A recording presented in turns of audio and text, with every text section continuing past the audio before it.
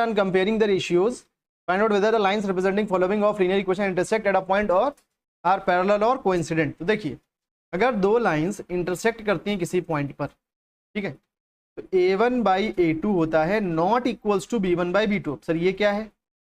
देखिए जो दो इक्वेशन है अपनी pair of linear equation in two variable पढ़ रहे हैं, तो उसका जनरल फॉर्म होता है ax plus by plus c is equal to 0। तो दो इक्वेशन है यहाँ पर, ठीक है। तो एक इक्वेशन में क्या किया हमने, इस a को a1 कर दिया, b को b1 कर दिया, c को c1 कर दिया। इसको क्या कर दिया a2, इसको कर दिया b2, इसको कर दिया c2।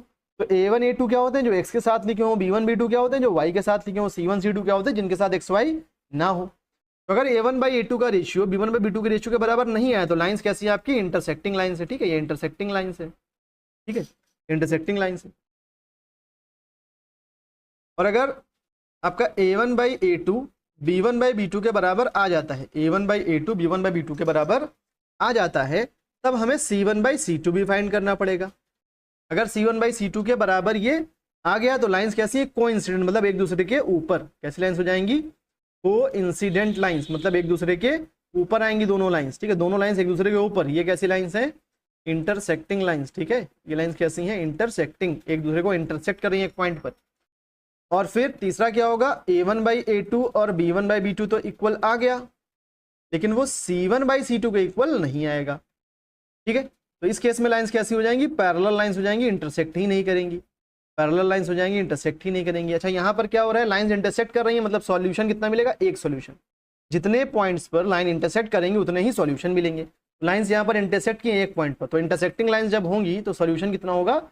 One solution. उसी को बोलते हैं हम लोग यूनिक सॉल्यूशन। क्या बोलेंगे? Unique solution. जब लाइंस कोइंसिडेंट होंगी तो इनफाइनाइटली मैनी सॉल्यूशन। तो सॉल्यूशन कितने हो जाएंगे? इनफाइनाइटली मैनी सॉल्यूशन हो जाएंगे। और जब लाइंस पैरेलल होंगी तो नो सॉल्यूशन हो जाएगा, कोई भी सॉल्यूशन नहीं मिलेगा। अच्छा, लाइंस इंटरसेक्टिंग है, सॉल्यूशन यूनिक है। इस केस में लाइंस कोइंसिडेंट है, सॉल्यूशन इनफाइनाइटली मैन्यू है। इस केस में लाइंस पैरेलल है, सॉल्यूशन नो सॉल्यूशन है। जब भी सॉल्यूशन मिल जाएगा, जब भी सॉल्यूशन मिल जाएगा, मतलब ये वाला केस और ये वाला केस, इंटरसेक्टिंग लाइंस वाला और कोइंसिडेंट लाइंस वाला, तब हम दोनों इक्वेशन को बोलेंगे consistent equations, consistent pair of equations. और जब सॉल्यूशन नहीं मिलेगा तब हम बोलेंगे इसको inconsistent pair of equation, inconsistent pair of equations.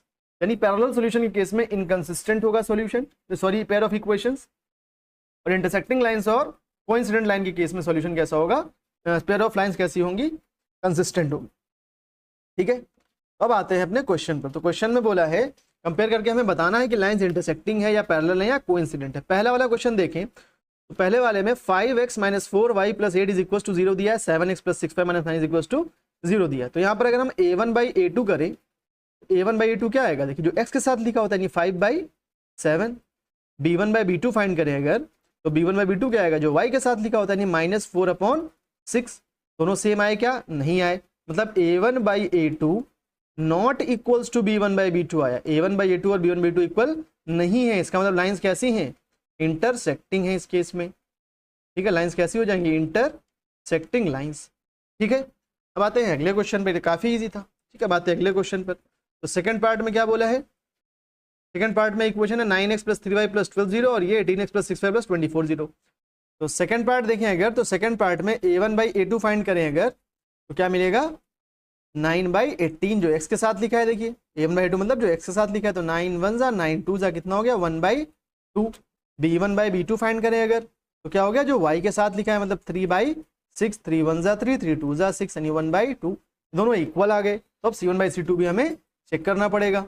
अगर a1/a2 b1/b2 इक्वल नहीं आए तब c1/c2 फाइंड करने की जरूरत नहीं है, लेकिन अगर इक्वल आ गए तो हमें c1/c2 फाइंड करना पड़ेगा। तो c1/c2 फाइंड करते हैं, तो c1/c2 क्या हो जाएगा?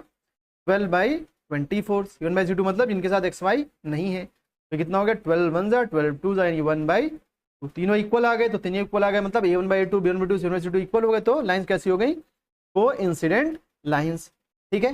थर्ड पार्ट देखते हैं इसका। तो थर्ड पार्ट में अगर हम a1/a2 फाइंड करें, तो a1/a2 मतलब जो x के साथ लिखा है यानी 6/2, तो 2 1 जा 2 3 जा कितना हो गया? ये 3 हो गया।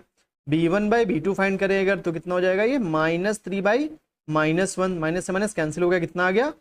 3 आ गया। फिर करेंगे C1/C2, क्योंकि A1/A2 B1/B2 इक्वल आ गए, तो अब C1/C2 निकालना पड़ेगा। क्या हो जाएगा 10/9, ठीक है। तो 10/9 इन दोनों का इक्वल नहीं आया, मतलब कौन सा केस है ये, A1/A2 is equal to B1/B2 not equal to C1/C2, not equal to C1/C2। तो इस केस में इसमें क्या हो गया आपका पैरेलल लाइंस हो गई, ठीक है, इसमें क्या हो गया आपका पैरेलल लाइंस हो गई। तो इस वीडियो में इतना ही, मिलते हैं अगली वीडियो में। Thank you.